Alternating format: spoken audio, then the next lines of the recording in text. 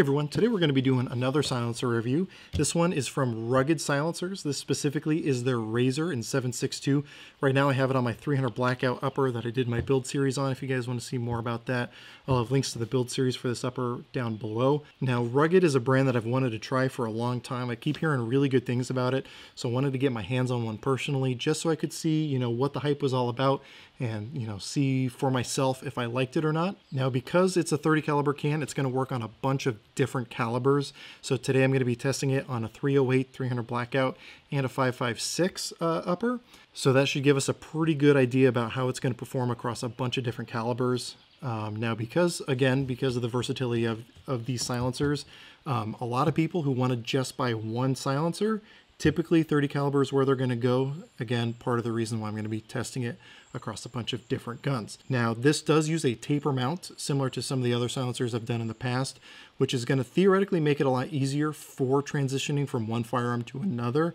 In the past, I have said that I'm not a big fan of taper mounts because of some of the issues you can run into with that. However, this, I think, it does the taper mount in a much smarter way than silencers I've reviewed previously. I'm going to be showing you a lot more about that later.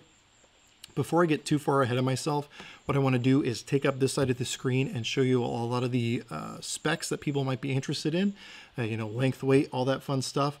So feel free to pause the video, take a look at some of the things that I've decided are worth knowing.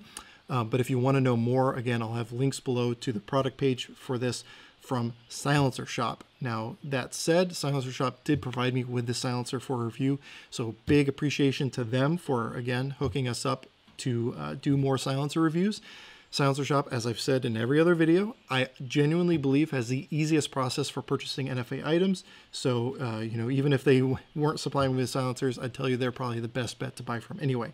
So that out of the way, the other thing I want to tell you about with these is the recommended barrel lengths for the different calibers that this thing is rated for from Rugged. So again, I'm going to take up this side of the screen to show you the minimum barrel lengths that they recommend. So obviously I'm running this on an SBR 300 Blackout. The 5.56 is an SBR as well.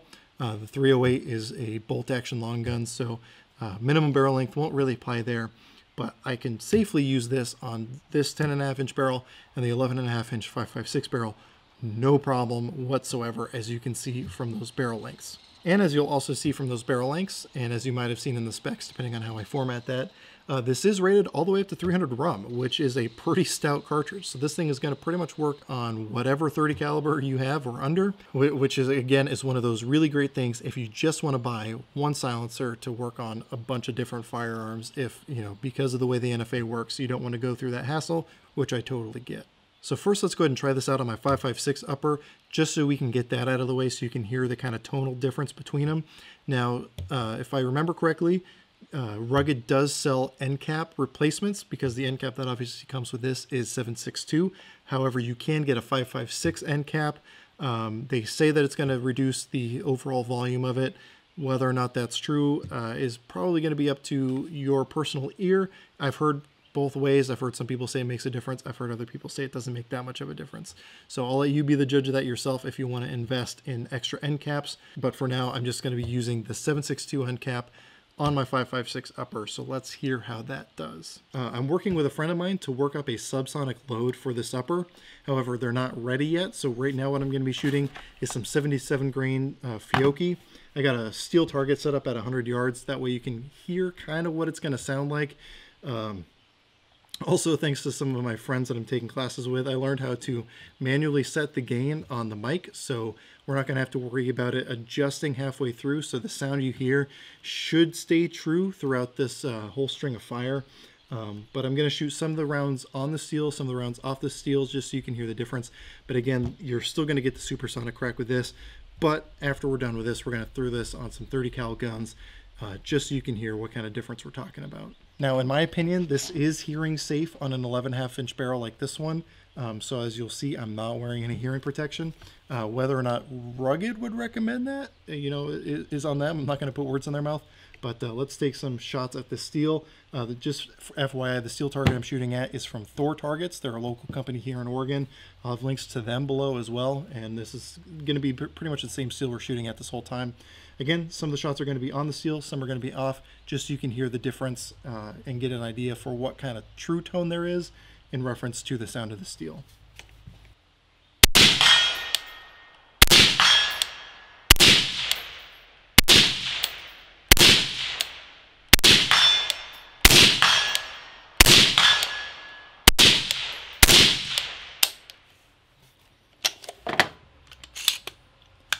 All right, didn't want to lock back. Not super uncommon from my experience with the 5.56 stuff, but you know, obviously when you start messing around with your gas system by adding a silencer on there, there's going to be some variation there.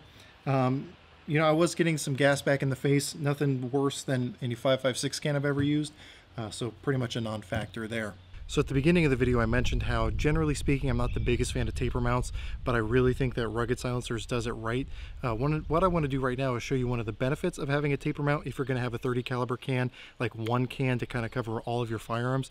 So I'm going to take this off my 300 Blackout upper and throw it onto my 5.56 upper. All you have to do is have a muzzle device for each of your barrels or each of your uppers, and you can just take this silencer off. So what I'm going to do now is I'm going to loosen the collar up here and then just thread off the silencer, leaving the muzzle device on my 300 Blackout upper.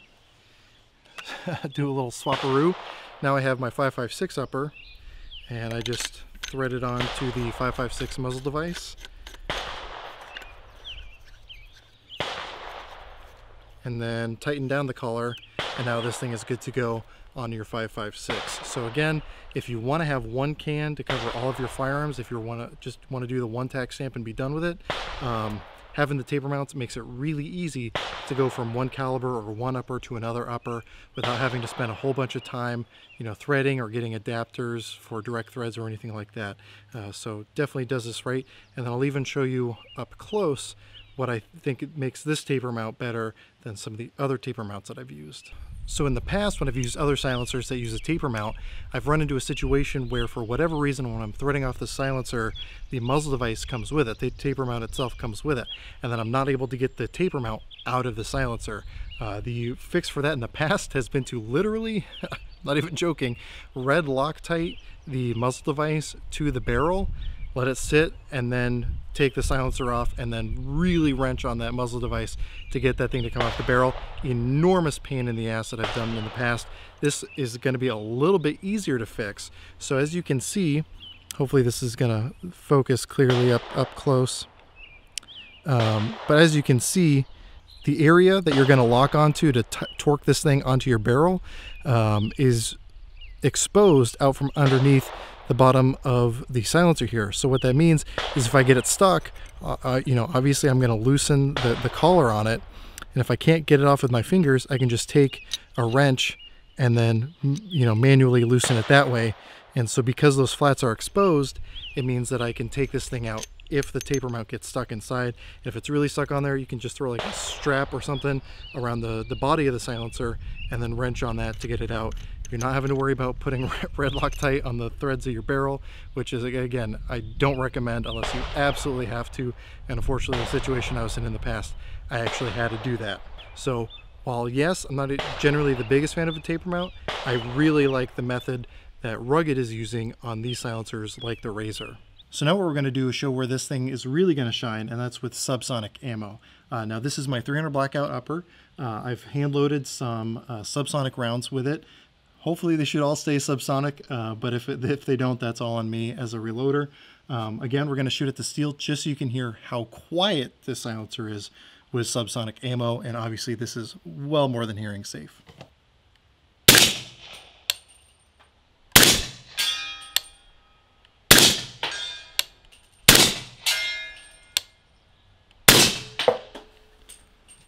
All right, so the first and last ones were off the target, and you could hear just how quiet it was, but how loud the steel was in relation to the sound of the gunshot itself. So really quiet. What I'm going to do now is load this offset with supers and subs, just so you can get a good sense of what it's going to sound like between supers and subs in 300 Blackout. So the first round for this should be supersonic, and then it's going to be alternating back and forth. I'm going to shoot all of these off the steel just so you can get a true sound of the difference in volume between supersonic and subsonic. Again, it's all still going to be hearing safe.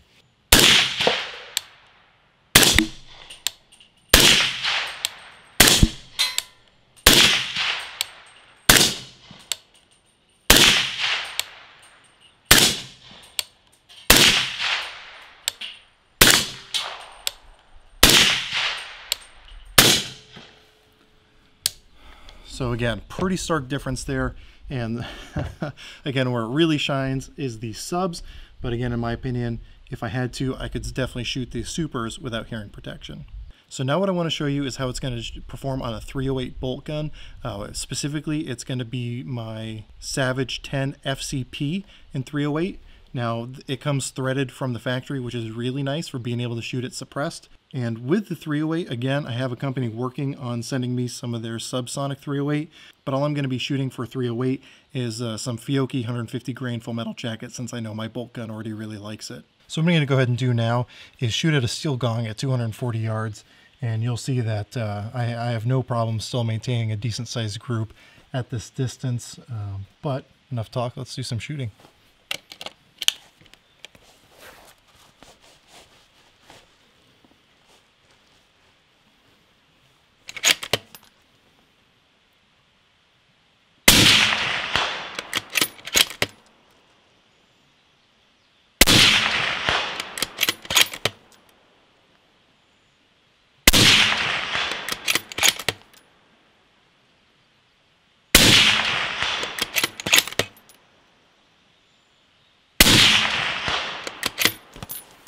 All right, so kept it swinging, no problem.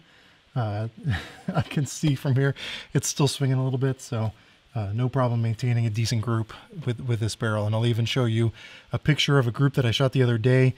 5-round group, had one flyer off, but other than that, it was kind of one big ragged hole. So you can see for yourself, even with the silencer, I'm still able to get decent sized groups with good ammo, which right now I'm shooting some Fiocchi 150 grains. That's what I also shot that group is that you were just looking at. So now that we've done this, let's go ahead and wrap up our thoughts. Fortunately for you, 30 caliber cans are the ones that I have the most experience with. I've tested it was a Magnum can from Thunder Beast, as well as a 30 caliber Silencer Go can.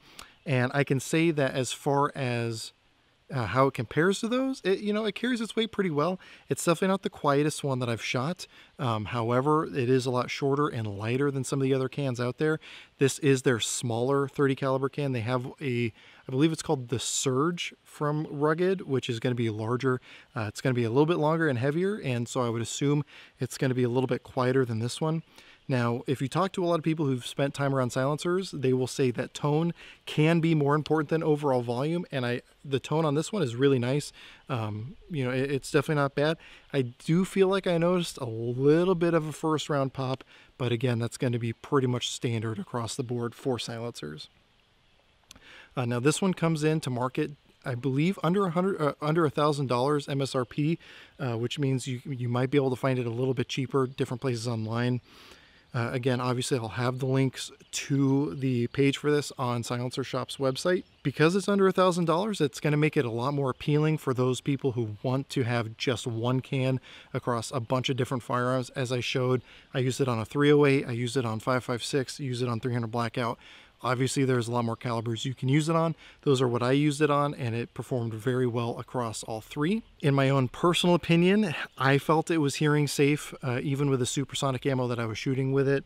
Whether or not Rugged would recommend you use it without hearing protection on those supersonic cartridges, again, I don't want to put words in their mouth.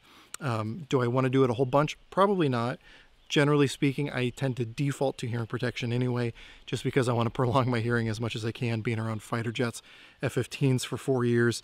Did a number on my hearing to begin with, so I need to preserve it as long as I can anyway. So I guess, overall, is it the quietest? No. However, it's smaller and lighter, so that's something you're going to have to sacrifice.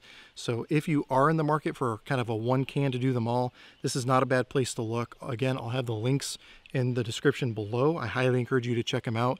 Again, I recommend going through Silencer Shop just because, again, they make that process so much easier, especially if you have a kiosk near you for doing like a trust or anything like that. But you know, really that's pretty much going to do it for this rugged RAZR. If you guys have recommendations for other silencers you want to see me try, go ahead and throw those in the comment section below. Again, I'll try to work with Silencer Shop the best I can to test out the ones that you guys recommend. You know, if you like seeing silencer reviews, please let me know as well. Or if you have other things you want to see me test them with, you know, put your recommendations down below.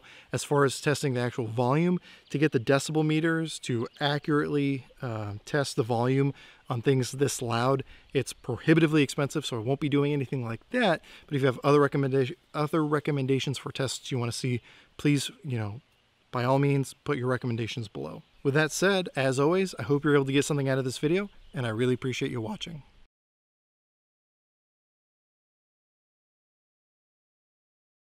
I'll be dang. That's cool. Yeah. I like that. Do you want to take a couple shots with it? Oh, I'm okay. Go ahead. Oh, right. try it. Keith, try it. It's cool. It's neat. It don't even kick. It don't kick. It's like shooting. It's a really soft, it just kind of pushes you It's like straight shooting back, a but 20. not. Try it.